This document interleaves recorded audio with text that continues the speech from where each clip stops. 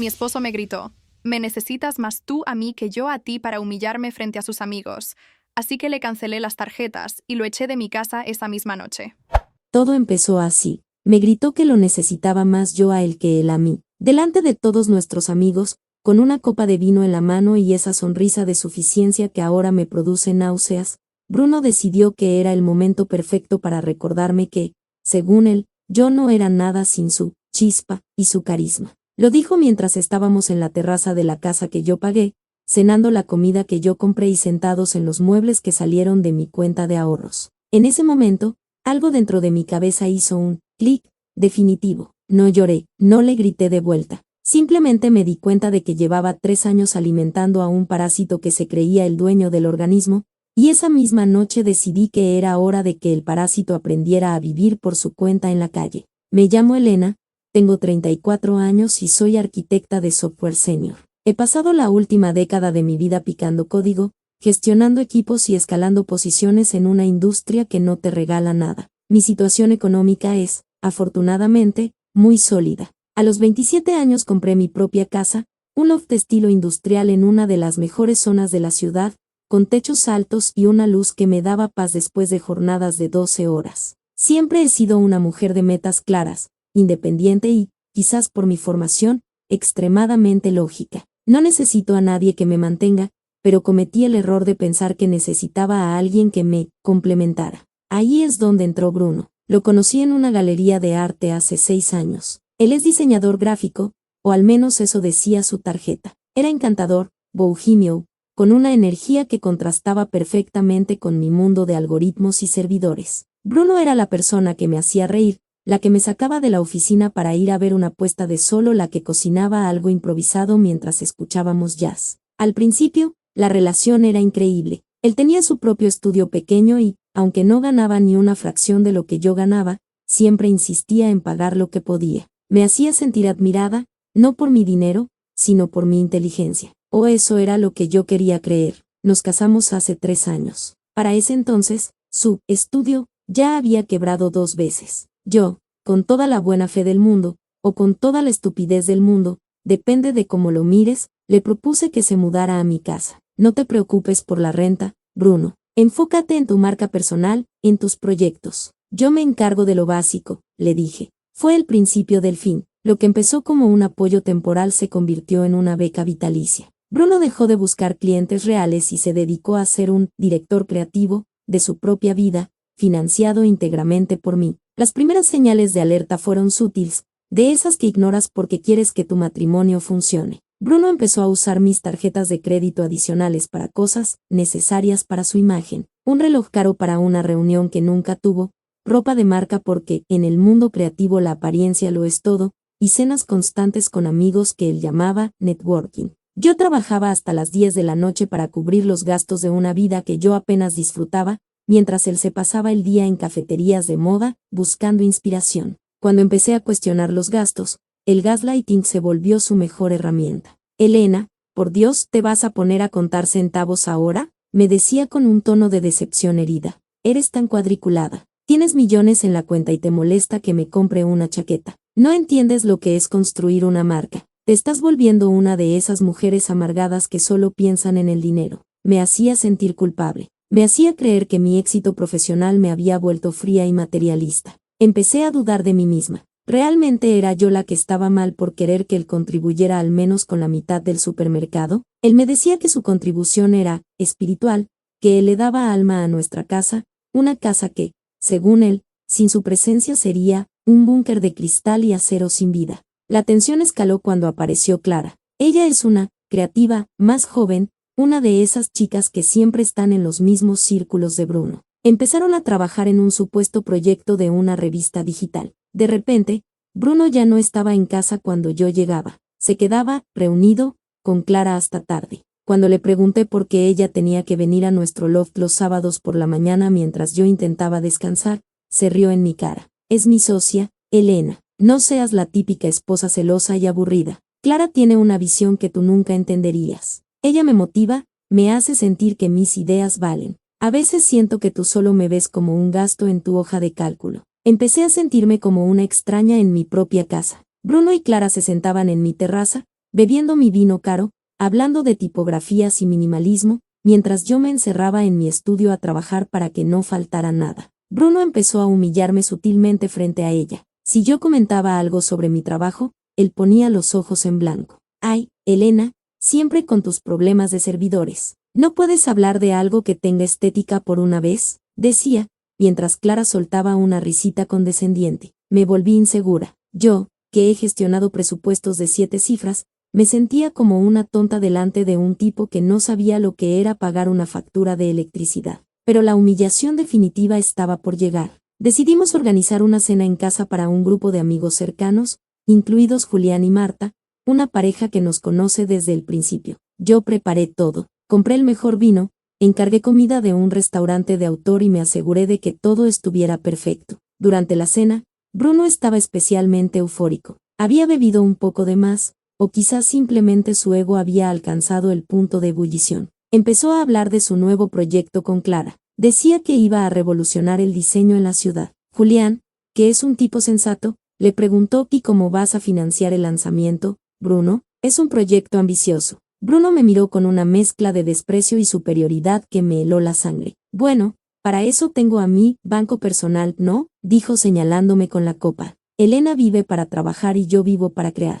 Es una simbiosis perfecta, aunque a veces se pone difícil y cree que puede mandarme solo porque tiene la billetera gorda. Me quedé en silencio. La mesa se volvió incómoda. Marta intentó suavizar el ambiente diciendo que hacíamos un buen equipo, pero Bruno no se detuvo. ¿Equipo?, se rió. Elena sería una máquina deprimida sin mí. Yo soy el que le da color a su mundo. La verdad es que me necesita más ella a mí que yo a ella. Sin mi carisma, nadie la invitaría ni a un café. Es una abeja obrera, chicos, necesita a un rey que la guíe. Hubo un silencio sepulcral. Julián me miró con lástima. Marta bajó la vista al plato. Yo sentí que el tiempo se detenía. Miré a Bruno. Su cara estaba roja por el vino, su sonrisa era arrogante. Me di cuenta de que no era solo el alcohol, era lo que realmente pensaba. Me veía como su empleada, como su proveedora de fondos, alguien a quien podía pisotear para sentirse más hombre frente a sus amigos. ¿Eso crees, Bruno?, pregunté con una calma que me sorprendió a mí misma. ¿Crees que yo soy la que te necesita? Es la verdad, cariño, respondió él, volviéndose hacia sus amigos. Si yo me voy mañana, ella se marchita. No tiene amigos de verdad, solo contactos de LinkedIn. Yo soy su única conexión con la realidad. Me necesita para respirar, aunque le pese admitirlo. Ese fue el quiebre. En ese momento, mientras él seguía hablando de lo afortunada que yo era, saqué mi teléfono por debajo de la mesa. Entré en la aplicación de mi banco. Tengo una cuenta principal y 2 tarjetas adicionales a nombre de Bruno. Esas tarjetas están vinculadas a mi cuenta, pero yo tengo el control total desde la app. Con 3 clics, deactivé ambas tarjetas. Luego, entré en el sistema de gestión de mi casa inteligente. El loft tiene cerraduras electrónicas que se controlan por código y por mi huella. Cambié el código de acceso de invitado que usaba Bruno. Terminé mi copa de vino con una elegancia que no sabía que poseía. Me levanté de la mesa. La cena terminó, chicos, dije con firmeza. Lo siento, pero me acabo de dar cuenta de que tengo un error crítico en mi sistema que necesita ser purgado de inmediato. Los amigos, confundidos y visiblemente incómodos, se levantaron y empezaron a despedirse. Bruno se quedó sentado, mirándome con furia. ¿Qué diablos te pasa, Elena? Estábamos pasando un buen rato. ¿Ahora vas a hacer un berrinche frente a todos? No respondí hasta que la puerta se cerró detrás del último invitado. Me giré hacia él. Bruno estaba de pie en medio de la sala, con los brazos cruzados. Me hiciste quedar como un estúpido, gritó. Esa es tu táctica, siempre queriendo tener el control. No, Bruno, tú te hiciste quedar como un estúpido, le dije. Dijiste que yo te necesito para respirar. Dijiste que soy una abeja obrera. Pues bien, vamos a poner a prueba tu teoría. He cancelado todas las tarjetas que están a mi nombre. He cambiado el código de la puerta principal. Y ahora mismo, vas a tomar las maletas que ya dejé listas en la entrada hace 10 minutos mientras tú servías el postre. Bruno soltó una carcajada nerviosa. ¿De qué hablas? No puedes echarme. Esta es mi casa también. No, Bruno, esta es mi casa. Está a mi nombre. La compré antes de conocerte y tenemos un contrato de bienes separados que tú mismo firmaste porque no te importaba lo material. Ahora, lo material me importa a mí. Te vas. Ahora mismo. Bruno se quedó paralizado un segundo, procesando mis palabras. Luego, soltó una carcajada forzada, una de esas que usa cuando se siente acorralado pero quiere fingir que todavía tiene el control de la situación. Dio un paso hacia mí, tratando de invadir mi espacio, usando su altura para intimidarme, pero yo no retrocedí ni un centímetro. Estaba en mi territorio, bajo mis reglas, y por primera vez en años, el código que regía mi vida era puramente mío. Elena, por favor, deja el melodrama para tus reuniones de Zoom, dijo, estirando la mano para alcanzar su copa de vino que aún estaba en la mesa. Estás haciendo un ridículo espantoso. ¿Echarme de casa? ¿Cancelarme las tarjetas? ¿A qué viene este arrebato de poder?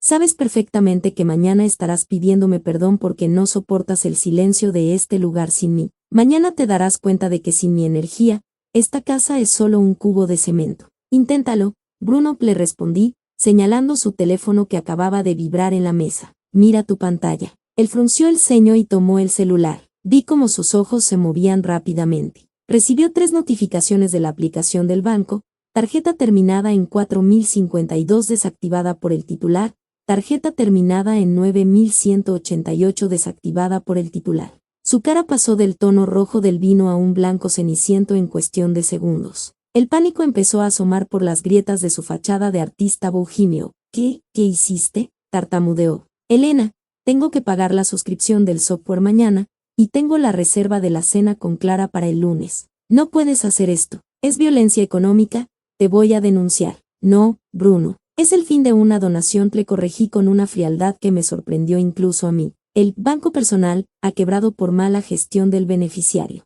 Y respecto a la casa, te sugiero que revises el contrato que firmamos cuando te mudaste. Es un contrato de comodato precario. Eres un invitado, y acabo de revocar tu invitación. Se lanzó hacia la puerta principal, intentando abrirla para demostrar que yo no tenía ese poder. Tecleó su código de siempre, 1205, el día de su cumpleaños. El panel de la cerradura electrónica emitió 3 pitidos cortos y rojos. Error. Lo intentó de nuevo, más rápido, con los dedos temblorosos. Error. Elena, abre esta maldita puerta, rugió, golpeando la madera. No puedes dejarme encerrado aquí. No estás encerrado, Bruno, estás afuera de mi vida. Pero para que no digas que soy un monstruo, te voy a abrir la puerta desde mi aplicación para que salgas. Una vez que cruces ese umbral, el código de acceso se eliminará permanentemente. Tus maletas están en el pasillo, junto al ascensor. Las empaqué mientras tú estabas tan ocupado diciéndole a Julián y a Marta lo mucho que me necesitas. Hice un gesto con el pulgar sobre la pantalla de mi teléfono. Se escuchó el